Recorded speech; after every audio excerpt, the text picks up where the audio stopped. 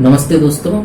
चलिए आज वेक्टर्स को हम लोग आगे बढ़ाते हैं। अभी तक हम लोग पढ़ चुके हैं वेक्टर्स में टाइप्स ऑफ वेक्टर्स, उनका एडिशन के बारे में, triangle law, parallelogram law, polygon law, ठीक है। तो अभी हम लोग पढ़ते हैं कुछ यूनिट वेक्टर्स आई कैप, जे कैप, के कैप के बारे में और आगे उसके बारे में पढ़ेंगे, ठीक है। और रिजोल्यूशन ऑफ वेक्टर्स भी पढ़ेंगे। तो देखिए ध्यान दीजिए, जैसे पोजीशन वेक्टर, ठीक है। पोजीशन वेक्टर क्या होता है? पोजीशन वेक्टर, तो पोजीशन वेक्टर मतलब हो जाता है वैसा वेक्टर जो कि किसी भी पॉइंट का पोजीशन के बारे में बताए, ठीक है। जैसे मान लीजिए हमको अभी एक पॉइंट दिया हुआ है, ये मेरा एक्स एक्सिस है, ये वाई एक्सिस और ये जेड एक्सिस। जेड एक्सिस मतलब किस तरफ? इस तरफ, बाहर तरफ है, ठीक है। तो मान लीजिए कोई एक पॉइंट है P, अभी इसका कोऑर्डिनेट है x1, y1, z1, ठीक है। तो अभी हम इसका पोजीशन को कैसे डिनोट करेंगे? अगर मान लीजिए x1, y1, z1 की जगह मान लीजिए दे दिया है 1, 2, 3, इसका मतलब क्या है कि एक यूनिट हमको चलना है x एक्सिस पे एक यूनिट, y एक्सिस पे 2 यूनिट, ठीक है, 2 यूनिट, और z एक्सिस पे कितना चलना है? 3 यूनिट चलना है, तब जाके यहां पर हम लोग P पॉइंट तक रीच कर पाएंगे। इस ये वाला पॉइंट है P पॉइंट, ठीक है। स्पेस में कोई पॉइंट है P। तो अभी ओरिजिन से उस पॉइंट P को ज्वाइन करने वाला जो लाइन होगा या फिर जो वेक्टर होगा उसको हम लोग क्या बोलेंगे? पोजीशन वेक्टर, ठीक है। यानी position vector of P is equal to क्या हो जाएगा? OP वेक्टर, ठीक है। तो अभी देखिए OP वेक्टर का लेंथ कितना होगा, ये कैसा वेक्टर होगा, ठीक है, इसको कैसे रिप्रेजेंट करेंगे, इसके बारे में हम लोग अभी पढ़ेंगे। तो देखिए बार बार तो हम लोग नहीं लिखेंगे कि चलो एक यूनिट चलना है एक्स एक्सिस में, 2 यूनिट चलना है वाई एक्सिस में, 3 यूनिट चलना है जेड एक्सिस में। तो हम लोग क्या करेंगे, उसको डिफाइन कर लेंगे। हम लोग पढ़े हैं यूनिट वेक्टर्स के बारे में, तो यूनिट वेक्टर डिफाइन कर लेंगे यहाँ पे, ठीक है। मान लेते हैं कि एक्स एक्सिस में एक यूनिट वेक्टर है आई कैप, ये मेरा एक स्टैंडर्ड वेक्टर है, ठीक है। इसको हम लोग डिनोट करने के लिए यूज करते हैं, ठीक, कि एक्स एक्सिस में अगर जा रहा है इसका मतलब क्या है? एक यूनिट चलने पर वो आई कैप से हम लोग डिनोट करेंगे उसको, ठीक है। अगर कोई बोले कि 2 आई कैप मतलब क्या हो गया? एक्स एक्सिस में 2 यूनिट चले हैं। 3 आई कैप मतलब 3 यूनिट चले हैं एक्स एक्सिस पे, ठीक है। तो देखिए इस पॉइंट तक जाने के लिए हमको क्या करना पड़ेगा? एक यूनिट चलना पड़ेगा एक्स एक्सिस में, तो हम ओपी वेक्टर लिखेंगे एक यूनिट एक्स एक्सिस में, यानी 1 इंटू आई कैप, ठीक है। हमको 2 यूनिट चलना पड़ेगा वाई एक्सिस पे। वाई एक्सिस में हम लोग डिनोट करते हैं इसको यूनिट वेक्टर जी कैप से, ठीक है। यानी 2 यूनिट चलना पड़ेगा वाई एक्सिस पे, फिर हमको 3 यूनिट चलना पड़ेगा जेड एक्सिस पे, यानी 3 यूनिट जेड एक्सिस मतलब क्या होता है? इसको कैसे रिप्रेजेंट किया जाता है? के कैप से रिप्रेजेंट किया जाता है, ठीक है। तो हमको 3 यूनिट चलना पड़ेगा के कैप में। तो देखिए ये मेरा आ गया position vector. OP vector is equal to 1 unit I cap में, 2 यूनिट जे कैप में, 3 यूनिट के कैप में, ठीक है। ये हम क्या कहेंगे? इसको पोजीशन वेक्टर कहेंगे, ठीक। तो देखिए ये पोजीशन वेक्टर अगर हम बात करें इसका मैग्नीट्यूड का, तो वो कैसे आएगा? तो देखिए इसको सिंपल हम लोग समझ सकते हैं। अभी जैसे ये जेड एक्सिस है, ये 1 यूनिट इसमें चलना पड़ा, 2 यूनिट इसमें चलना पड़ा, मान लीजिए 3 यूनिट यहां तक चलना पड़ा, और ये मेरा पॉइंट P है। ये जो टिप है ये मान लेते हैं पॉइंट P है, ठीक है। तो हमको ये वाला वेक्टर अभी लिखना है, O से लेके P पॉइंट तक ये वाला वेक्टर लिखना है। तो ये वेक्टर हम लिख लिए आई कैप प्लस 2 जे कैप प्लस 3 के कैप। अभी इसका लेंथ कितना होगा, ठीक है। तो लेंथ के बारे में अगर हमको पता करना है तो सबसे पहले क्या करेंगे? देखिए एक्स एक्सिस और वाई एक्सिस, ठीक है, एक्स एक्सिस और वाई एक्सिस का हम लोग निकाल लेंगे कि रिजल्टेंट क्या है। यहां पर ये वाला लेंथ कितना है? ये लेंथ हो जाएगा कितना? √1 स्क्वायर प्लस 2 स्क्वायर, ठीक है। पाइथागोरस थ्योरम से 1 स्क्वायर प्लस 2 स्क्वायर हो गया ये, यानी √, जो भी है 5 आ गया, ठीक है। अभी देखिए हमको निकालना है इसका लेंथ, इसका। तो ये लेंथ कैसे निकलेगा? ये अगर देखेंगे तो ये एक ट्रायंगल जो बनेगा, वो ट्रायंगल एक राइट एंगल ट्रायंगल बनेगा। यहां पर 90 डिग्री होगा, ये 90 डिग्री है, तो इसका लेंथ क्या आ जाएगा? हाइपोटेनस का लेंथ ये आ जाएगा इसका स्क्वायर प्लस इसका स्क्वायर का रूट अंडर, ठीक है। तो ये आ जाएगा ओपी वेक्टर का मैग्नीट्यूड आ जाएगा मेरा, इसका स्क्वायर पहले कर लेते हैं, स्क्वायर करेंगे तो 1 स्क्वायर प्लस 2 स्क्वायर आएगा प्लस इसका स्क्वायर, ये कितना यूनिट है 3 यूनिट चल रहा है ना जेड एक्सिस पे, तो 3 यूनिट हम जेड एक्सिस पे चले, इसका स्क्वायर और सबका क्या आ जाएगा रूट अंडर आ जाएगा, ठीक है। कोई भी हम अगर जनरल पॉइंट लें, जनरल पॉइंट, ठीक है, जैसे मान लेते हैं कि जनरल पॉइंट है x1 y1 z1, मान लेते हैं यहाँ पे स्पेस में एक पॉइंट है x1 y1 z1, यहां तक पहुंचने के लिए क्या करना पड़ेगा, x एक्सिस में x1 यूनिट, y एक्सिस में y1 यूनिट और z एक्सिस में हमको कितना चलना पड़ेगा z1 यूनिट चलना पड़ेगा, तब जाके यहां पे पहुंचेंगे। तो इसका लेंथ कितना हो जाएगा, ये लेंथ हो जाएगा, पहले इसका और इसका स्क्वायर निकाल लेंगे यानी ये निकल जाएगा, ठीक है, और उसका रूट अंडर यानी ये वाला हाइपोटेनस निकल गया, ये एक राइट एंगल ट्रायंगल हुआ यानी इसका स्क्वायर प्लस इसका स्क्वायर और रूट अंडर यानी आ जाएगा क्या कि मैग्नीट्यूड ऑफ पोजीशन वेक्टर, अगर कोई भी पोजीशन वेक्टर जैसे मान लेते हैं OP vector is equal to x1 i cap plus y1 j cap plus z1 k cap, अगर एक कोई वेक्टर है, ठीक है, पोजीशन वेक्टर, अगर इसका हमको मैग्नीट्यूड निकालना है तो क्या लिखेंगे, ओपी वेक्टर का मैग्नीट्यूड आ जाएगा root under x1 square plus y1 square plus z1 square, ठीक है, याद रखिएगा ये चीज, ये मेरा मैग्नीट्यूड ऑफ पोजीशन वेक्टर निकल गया, ठीक। तो देखिए और एक चीज ध्यान रखेंगे हम लोग, ठीक है, अभी ये जो पोजीशन वेक्टर है ये इसका कुछ डायरेक्शन होगा, ठीक है, एक्स एक्सिस के साथ कुछ एंगल बनाएगा, वाई एक्सिस के साथ, जेड एक्सिस के साथ, सारे के साथ कुछ ना कुछ एंगल बनाएगा। अब उन एंगल्स में क्या रिलेशन होगा, ठीक है, तो उसके बारे में हम लोग अभी पढ़ेंगे।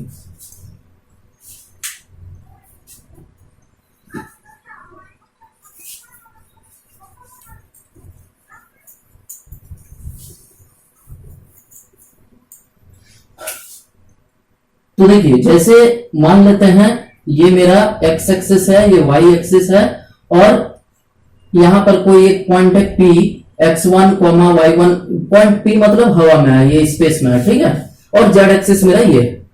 अभी यहां पर कोई एक पॉइंट P है तो ये क्या करेगा, जैसे ये वाला कोई वेक्टर हुआ तो ये x एक्सिस के साथ भी एंगल बनाएगा, y एक्सिस के साथ भी एंगल बनाएगा, z एक्सिस के साथ भी एंगल बनाएगा, ठीक है।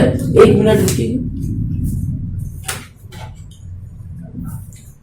देखिए मान लेते हैं कि ये कोई एक पॉइंट P है, ठीक है, तो यहां तक पहुंचने के लिए जैसे ये P है तो OP वेक्टर हम क्या लिखेंगे, मान लेते हैं ये x1 यूनिट चलना पड़ रहा है, यहाँ y1 यूनिट और इसमें z1 यूनिट चलना पड़ रहा है, तो x1 i cap plus y1 j cap plus z1 k cap, ये मेरा हो गया पोजीशन वेक्टर।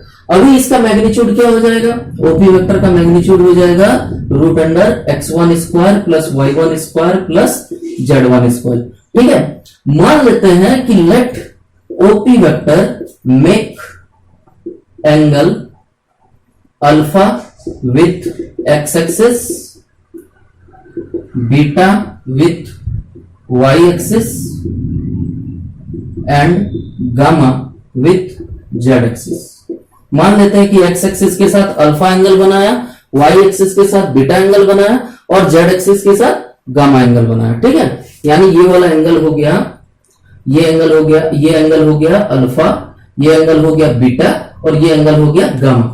तो देखिए cos अल्फा का वैल्यू क्या हो जाएगा बता सकते हैं, cos alpha is equal to क्या होगा, cos अल्फा ये हो जाएगा बेस बाई हाइपोटेनस, है ना, इसका लेंथ हमको मालूम है, तो ये हो जाएगा बेस कितना है, x1 यूनिट यहां पे चलना पड़ा है, यानी हो जाएगा x1 बाई हाइपोटेनस है root under x1 square plus y1 square plus z1 square. उसी तरीके का cos बीटा का वैल्यू क्या हो जाएगा, cos बीटा हो जाएगा, ये बीटा है, देखिए इसमें कितना यूनिट चलना पड़ रहा है, y1 यूनिट, यानी यहाँ y1 यूनिट चले, तो ये हो गया cos बीटा का वैल्यू हो जाएगा y1 डिवाइडेड बाई हाइपोटेनस, है ना, तो ये हो जाएगा y1 divided by under root x1 square plus y1 square plus z1 square. cos gamma क्या है, cos गामा मेरा z एक्सिस के साथ, गामा मेरा z एक्सिस के साथ एंगल है, तो cos गामा क्या हो जाएगा, देखिए यहाँ पे बेस ये हो जाएगा, हाइपोटेनस ये, यानी हो जाएगा z1 by under root x1 square plus y1 square plus z1 square. ठीक है, ये जो cos alpha, cos beta, cos gamma आ रहा है, इनको हम लोग क्या बोलते हैं? Direction cosines. ठीक है, cos alpha, cos beta, cos gamma are known as direction cosines.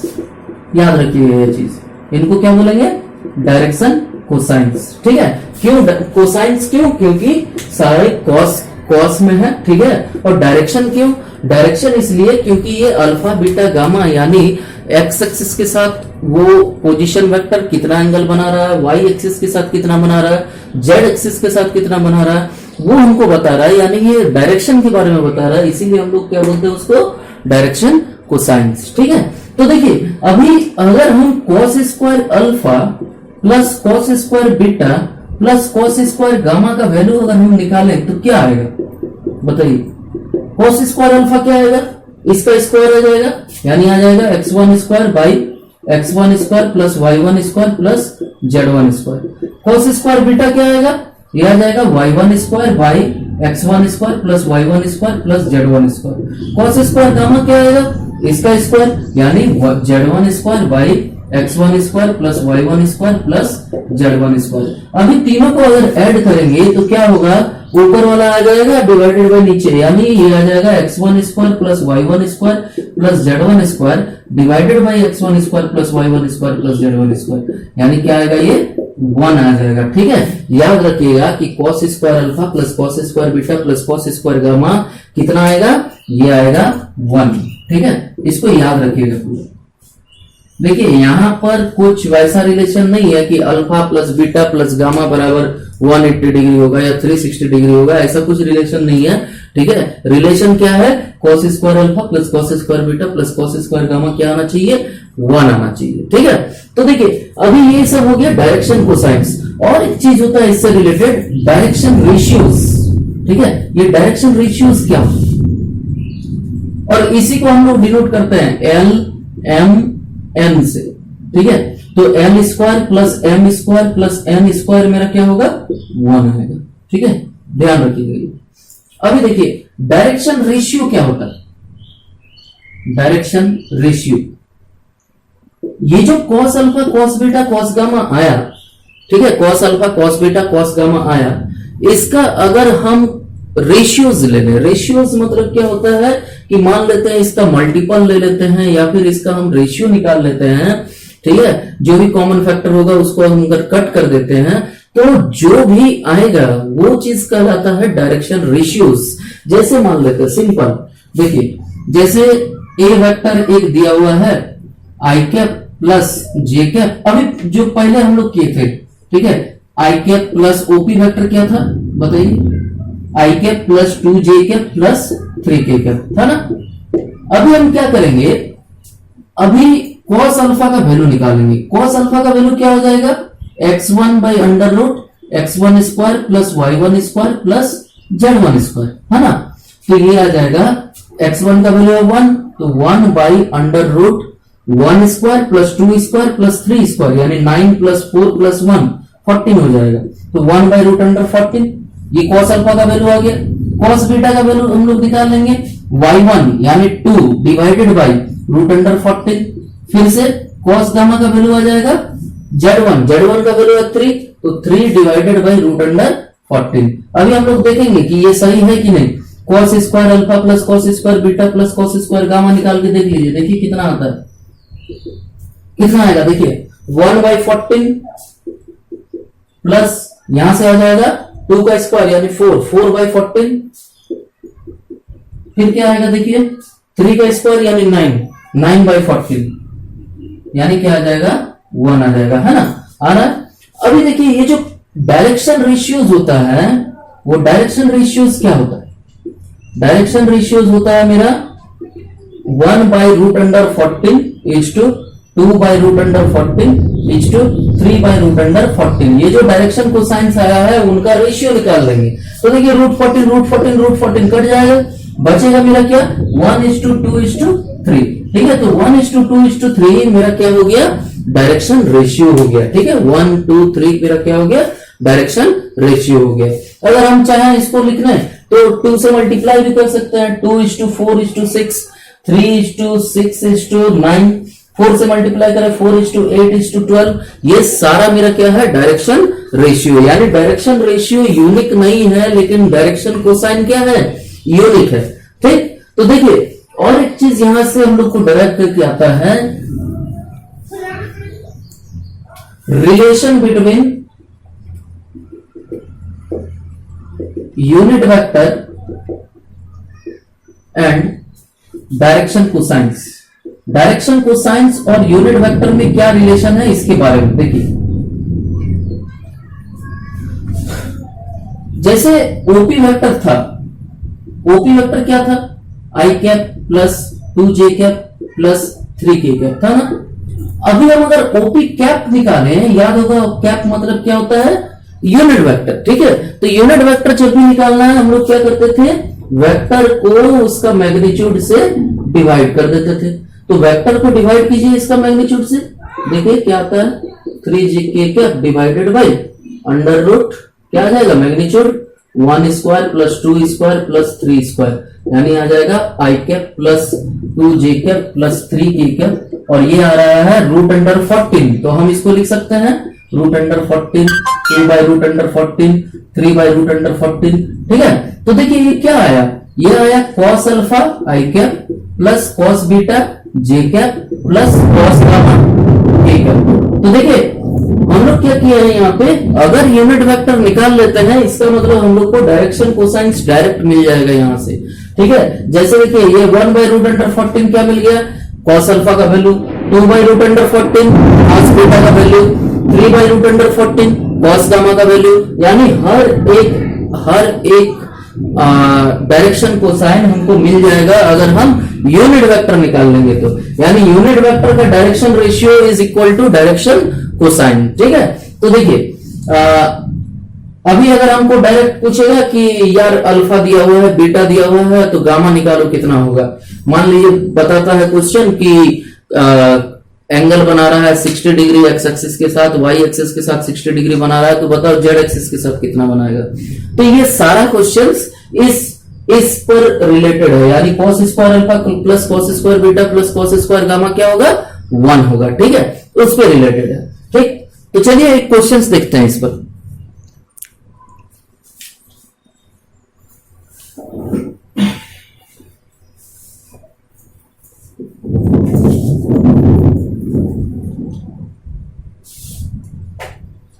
जैसे देखिए एक वेक्टर दिया हुआ है, a vector of 10 units magnitude makes angle 60 degree with X axis, 45 degree with Y axis and some angle with positive Z axis. ठीक है, positive axis के साथ ये सारा बना रहा है, positive X axis, positive Y axis, positive Z axis के साथ। ठीक है, तो बताना है फाइंड द वेक्टर, वेक्टर हमको निकाल के बताना है कि क्या होगा। तो देखिए जैसे अभी अल्फा का वैल्यू दिया हुआ है, अल्फा का वैल्यू दिया हुआ है 60 डिग्री, बीटा का वैल्यू दिया हुआ है 45 डिग्री, हमको गामा का वैल्यू निकालना है। तो देखिए cos square alpha plus cos square beta plus cos square gamma क्या होता है, बताइए क्या होता है, ये होता है 1। ठीक है, तो cos स्क्वायर अल्फा यानी क्या हो जाएगा, cos 60 का स्क्वायर यानी 1/4, यानी cos 60 का वैल्यू हाफ का स्क्वायर यानी 1/4। अभी देखिए cos square beta, cos beta का वैल्यू 1/√2, cos 45 का 1/√2, 1/√2 का स्क्वायर यानी क्या हो जाएगा 1/2 plus cos square gamma is equal to 1। तो देखिए यहां से आ जाएगा cos square gamma is equal to 1 minus, ये चीज इधर करेंगे तो क्या हो जाएगा हाफ प्लस 1/4 इधर आ जाएगा। तो देखिए इसको अगर एलसीएम ले लेंगे तो 4 माइनस 2 माइनस 1 यानी आ जाएगा 1/4, यानी cos गामा का वैल्यू आ रहा है 1/2, और cos गामा का वैल्यू अगर 1/2 आएगा तो गामा का वैल्यू क्या हो जाएगा 60 डिग्री। तो देखिए गामा का वैल्यू क्या आ गया 60 डिग्री। अगर तो अल्फा बीटा गामा ये तीनों चीज मालूम हो गया तो हमको क्या पता चल जाएगा, यूनिट वेक्टर पता चल जाएगा ना। यानी यूनिट वेक्टर ए कैप जो आएगा वो कितना होगा, कॉस अल्फा आई कैप प्लस कॉस बीटा जे कैप प्लस कॉस गामा के कैप, है ना। तो देखिए कॉस अल्फा यानी क्या हो गया, कॉस 60 डिग्री, यानी कॉस 60 का वैल्यू कितना, half I cap, plus cos beta का वैल्यू क्या आ जाएगा, कॉस बीटा जी कैप है। कॉस बीटा क्या आ जाएगा, √1/√2 जी कैप, प्लस कॉस गामा क्या आ जाएगा, कॉस गामा का वैल्यू हाफ आया है, हाफ के कैप, है ना। तो ये आ गया मेरा ए कैप का वैल्यू यानी यूनिट वेक्टर। हमको चाहिए क्या, 10 यूनिट्स का वेक्टर चाहिए। तो 10 यूनिट्स का वेक्टर चाहिए यानी हमको ए वेक्टर बराबर क्या है, 10 टाइम्स ए कैप चाहिए, यानी 10 से गुना हो जाएगा ये, half I cap plus 1/√2 J cap plus 1/2 के कैप। ये मेरा आंसर हो जाएगा, यानी 5 आई कैप प्लस ये कितना आ जाएगा 5√2 जे कैप प्लस 5 के कैप। ये आ गया मेरा आंसर। देखिए अभी जो थ्योरी पढ़ा है उसका बेसिक से रिलेटेड कुछ क्वेश्चंस है, 2 क्वेश्चंस, ठीक है। पहला क्वेश्चन है find the vector AB vector and its magnitude whose initial point is this and final point is this. तो सबसे पहले एबी वेक्टर हम लोग निकाल लेते हैं। एबी वेक्टर क्या आ जाएगा, ये आ जाएगा final position vector minus initial position vector, ठीक है। तो देखिए अभी पोजीशन वेक्टर, ठीक। तो फाइनल पोजीशन वेक्टर क्या है, 4i के प्लस 5j के प्लस 2k के, और इनिशियल पोजीशन वेक्टर क्या है, i cap plus 2j cap plus 3k cap, ठीक है। तो अभी देखिए i कैप वाला i कैप के साथ माइनस हो जाएगा, j कैप वाला j कैप, k कैप वाला k कैप के साथ। तो देखिए 4i cap minus i cap क्या हो जाएगा, 3i cap, 5j cap minus 2j cap, 3j cap plus 2k cap minus 3k cap, यानी माइनस k कैप आ जाएगा, ठीक। तो ये आ गया मेरा एबी वेक्टर। अगर एबी वेक्टर आ गया तो इसका अभी मैग्नीट्यूड भी निकाल सकते हैं हम लोग। मैग्नीट्यूड क्या आ जाएगा, magnitude of AB vector is equal to √3² plus 3² plus -1 का होल स्क्वायर, यानी आ जाएगा √9 प्लस 9 18 और 1 19, √19 यूनिट्स आ गया इसका मैग्नीट्यूड। अभी पूछा है also find the angles made by the vector with X Y Z axis respectively. अभी एंगल अभी निकालना है, तो एंगल निकालने के लिए सबसे पहले क्या होगा, मेरा cos अल्फा निकालना होगा। cos alpha is equal to क्या होता है, x1/√x1² plus y1² plus z1², ठीक है। तो अभी हम लोग निकाल लेंगे। देखिए यहाँ पे हो जाएगा cos अल्फा यानी x1 का वैल्यू है 3, तो 3 divided by x1² plus y1² plus z1² किसके बराबर होगा, मैग्नीट्यूड के बराबर, यानी √19, ठीक है। तो यहां से आ जाएगा cos अल्फा का वैल्यू आ गया 3/√19, यानी अल्फा इज इक्वल टू आ जाएगा cos इनवर्स 3/√19। ये एंगल हो गया x एक्सिस के साथ। फिर y एक्सिस के साथ क्या हो जाएगा, cos beta is equal to y1 divided by इसका मैग्नीट्यूड, मैग्नीट्यूड कितना है √19, y1 कितना है 3, तो 3/√19, यानी बीटा का वैल्यू हो जाएगा cos इनवर्स 3/√19, ठीक है। वैसे ही देखिए गामा का वैल्यू क्या आएगा, यह आ जाएगा cos gamma is equal to z1/√x1² plus y1² plus z1², यानी √19।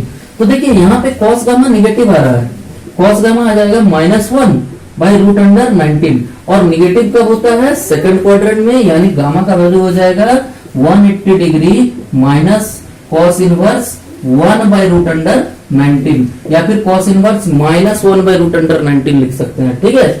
अगर निगेटिव है इसका मतलब 180 डिग्री माइनस cos इनवर्स 1/√19, ठीक है। इसके बारे में हम बताएंगे मैथमेटिकल टूल्स, ठीक है। वो एक्चुअली फर्स्ट चैप्टर है क्लास 11 का, लेकिन हम इसके बाद बताएंगे वेक्टर्स के बाद। तो मैथमेटिकल टूल्स में पता चल जाएगा ये 180 डिग्री माइनस cos इनवर्स कैसे आएगा, ठीक है। तो याद रखिए cos इनवर्स माइनस अगर रहेगा तो इसको हम 180 डिग्री माइनस cos इनवर्स 1/√19 लिख सकते हैं, ठीक है। तो देखिए अभी सेकंड क्वेश्चन क्या है, find the vector of magnitude 10 units, ठीक। 10 यूनिट का एक वेक्टर निकालना है जो कि पैरेलल हो इसके रिजल्टेंट से, ए वेक्टर और बी वेक्टर के रिजल्टेंट से।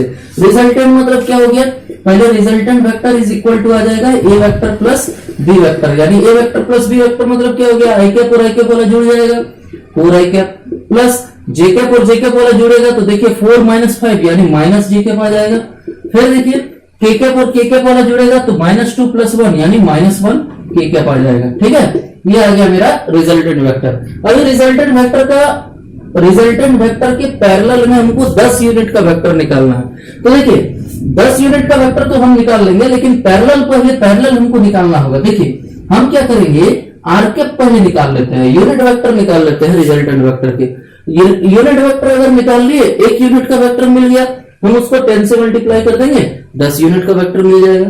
तो आर कैप क्या हो जाएगा, R vector divided by magnitude of R vector, यानी आ जाएगा 4i cap minus J cap minus K cap divided by इसका मैग्नीट्यूड, यानी 4 square plus minus 1 square plus minus 1 square, यानी आ जाएगा कितना, 4i cap minus J cap minus K cap divided by 16 17 18, यानी रूट अंडर 18। ये आ गया मेरा आर कैप। अगर आर कैप आ गया तो 10 यूनिट का चाहिए, यानी 10 से गुना कर देंगे, यानी 10 R cap is equal to हो जाएगा कितना, 10 into 4i cap minus J cap minus K cap by root under 18। ये हमारा आंसर हो जाएगा।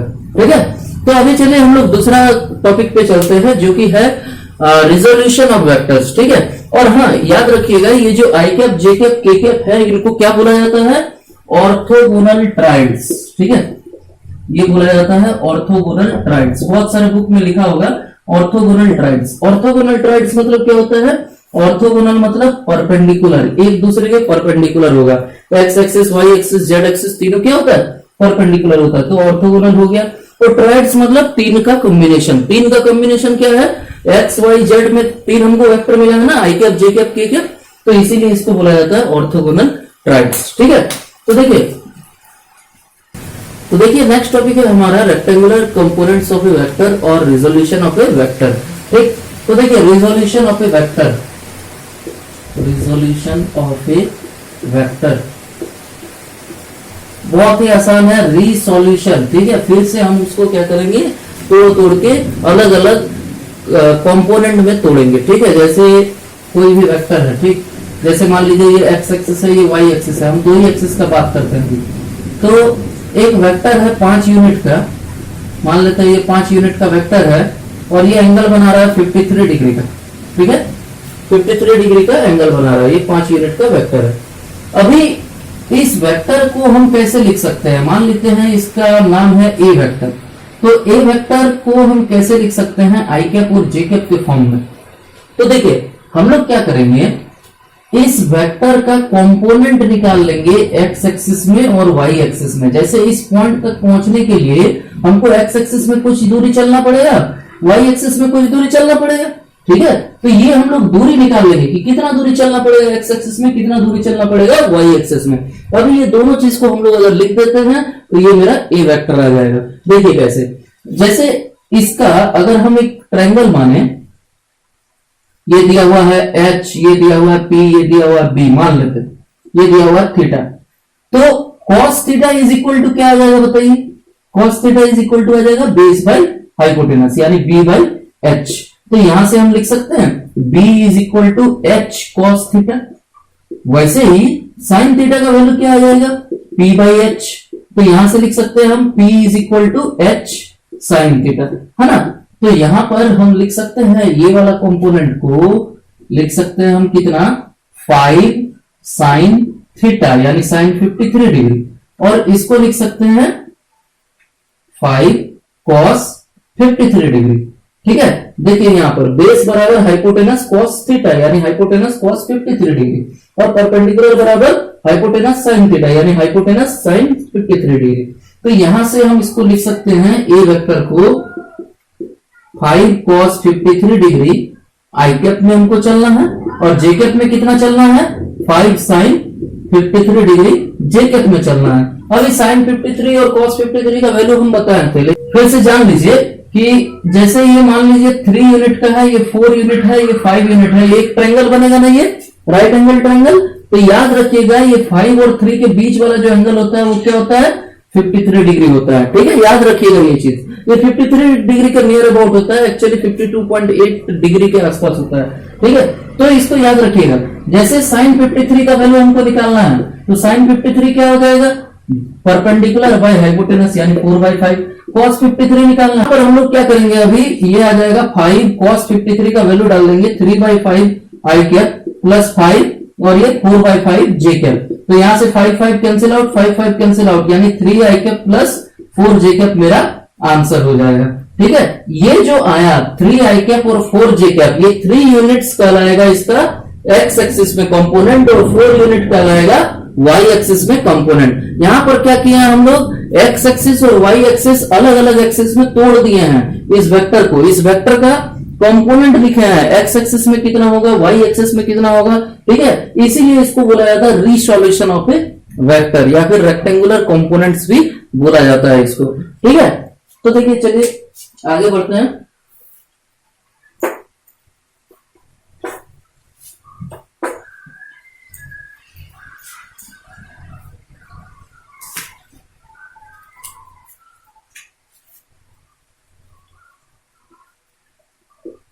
अभी कोई एक वेक्टर है,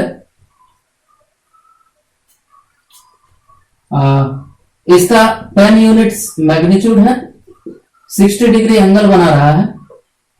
तो बताइए इसको कैसे लिख सकते हैं हम, बी वेक्टर मान लेते हैं। तो B vector is equal to क्या लिख सकते हैं, देखिए 10 का कंपोनेंट निकाल लेंगे एक्स एक्सिस में, 10 cos 60 डिग्री हो जाएगा आई कैप की तरफ, और जे कैप की तरफ क्या हो जाएगा 10 sin 60 डिग्री जे कैप की तरफ। तो इस तरीके का जो लिखने का मेथड है मेरा, उस मेथड को बोलते हैं रिसोल्यूशन ऑफ ए वेक्टर। देखिए ये हमारे एचसीवी का क्वेश्चन नंबर 5 है। ठीक है, इस पर एक वेक्टर दिया हुआ है ओए वेक्टर, एक डी वेक्टर, एक बीसी वेक्टर। इसका मैग्नीट्यूड दिया हुआ है, एंगल दिया हुआ है एक्स एक्सिस के साथ, वाई एक्सिस के साथ कितना एंगल बन रहा है, और इसका हमको क्या निकालना है, magnitude of the resultant of OA vector, BC vector and D vector, X and Y components of the resultant of OA vector, BC vector and D vector, और एंगल विथ एक्स एक्सिस, यानी X axis के साथ कितना angle बना रहा है x और Y component, और उसका मैग्नीट्यूड निकालना है। तो सबसे पहले तो हमको निकालना होगा कि ओए vector plus BC vector plus D vector होगा कितना। ठीक है, तो देखिए इसको हमको निकालने के लिए ओए वेक्टर को कंपोनेंट वाइज रिजोल्व करना होगा, बीसी वेक्टर को कंपोनेंट वाइज रिजोल्व करना होगा, डी वेक्टर को भी रिजोल्व करना होगा। तो सबसे पहला चीज हम लोग देख लेते हैं ओए वेक्टर आएगा कितना। तो देखिए ओए वेक्टर इज इक्वल टू हो जाएगा, इसका दो कंपोनेंट आएगा, एक पॉजिटिव एक्स एक्सिस में और एक पॉजिटिव वाई एक्सिस में। ये हो जाएगा 2 cos 60 degree, 2 cos 30 degree sorry I cap plus 2 sin 30 degree J cap. ठीक है, ये आ गया मेरा ओए वेक्टर, यानी आ जाएगा 2 into √3/2 आई कैप प्लस 2 into 1/2 जे कैप, यानी √3 आई कैप प्लस जे कैप आ गया ओए वेक्टर। फिर आ जाएगा बीसी वेक्टर को देखते हैं कितना आएगा। देखिए बीसी वेक्टर आ जाएगा, बीसी वेक्टर इसका देखिए दो कंपोनेंट आएगा, एक निगेटिव एक्स एक्सिस में और एक पॉजिटिव वाई एक्सिस में। यहां तक जाने के लिए पहले निगेटिव एक्स एक्सिस जाना होगा, फिर पॉजिटिव वाई एक्सिस। तो निगेटिव एक्स एक्सिस में कितना कंपोनेंट हो जाएगा 1.5 cos 60 डिग्री माइनस आई कैप की तरफ, और 1.5 sin 60 डिग्री किस तरफ जे कैप की तरफ। तो देखिए 1.5 into cos 60 का वैल्यू हाफ होता है माइनस आई कैप की तरफ, और 1.5 into sin 60 का वैल्यू √3/2 जे कैप की तरफ। तो देखिए यहां पे आ जाएगा 1.5 मतलब कितना हो गया 3/2, 3/2 into 1/2 यानी 3/4, ये किस तरफ माइनस आई कैप की तरफ, प्लस और ये 3/2 into √3/2 यानी 3√3/4 जे कैप की तरफ।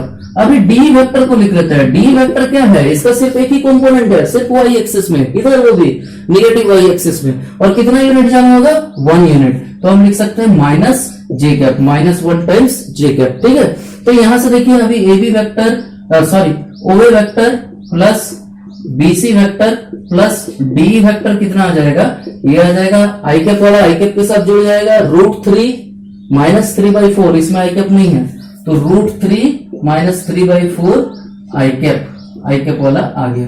देखिए हम लोग क्या कर रहे हैं एक्चुअली, इसमें क्या कर रहे हैं हम लोग, इसको पहले लिख देते हैं √3 आई कैप प्लस जे कैप, √3 आई कैप प्लस जे कैप, प्लस इसको क्या करते हैं -3/4 आई कैप लिख लेते हैं, 3√3/4 जे कैप लिख लेते हैं, और फिर इसको माइनस जे कैप कर देते हैं, यानी प्लस माइनस जे कैप, तो प्लस और माइनस माइनस ही हो जाएगा। तो यहां से देखिए आई कैप वाला कंपोनेंट एक साइड लिख दीजिए, √3 - 3/4 आई कैप प्लस जे कैप वाला एक साइड लिख दीजिए, ये हो जाएगा 1 प्लस 3√3/4 और ये -1 यानी ये गया तो यहां से आ जाएगा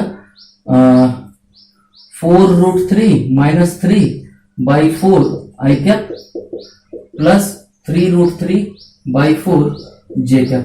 ये आ गया आई कैप और जे कैप में दोनों में कंपोनेंट्स आ गया।